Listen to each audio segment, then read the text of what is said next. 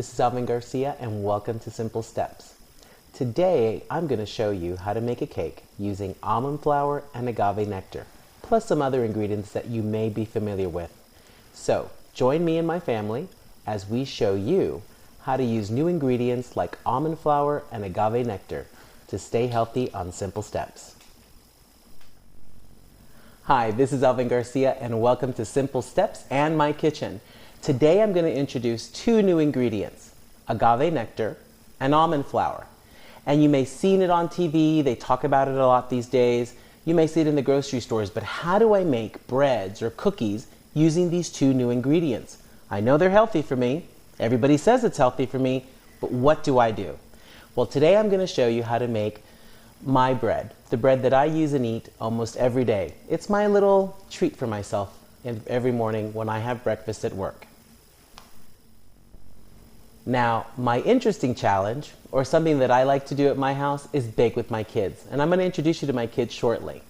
But before I bake with my kids, for those of you that have families, you know when they're in the kitchen, it can get messy. Things can break.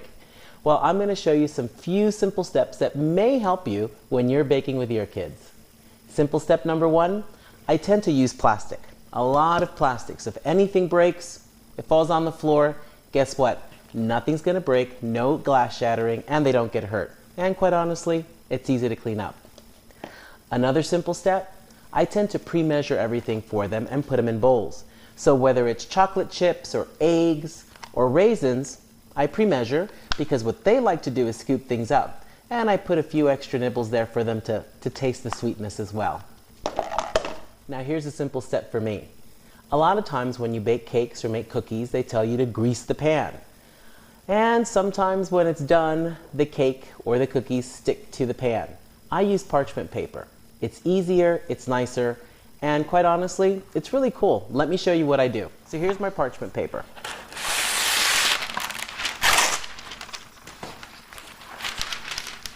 I take my parchment paper and I fold it into a square. And I get a kick out of doing this.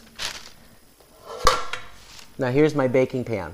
What I'm going to do is I'm going to put the triangle in the middle and I'm going to cut around it. And let me show you what I'm going to do. I've just taken parchment paper and I folded it into four. So now I have a perfectly, well, not that perfect, but a nice square. What I do is I place it in the middle of the pan and I crease it. I take my scissors and I'm not going to cut on the crease, but just a little bit above it. So what you get is a nice little circle, and you put it in the pan and you press against it, so when you put your batter in, it'll stay to the batter and it won't burn your cake.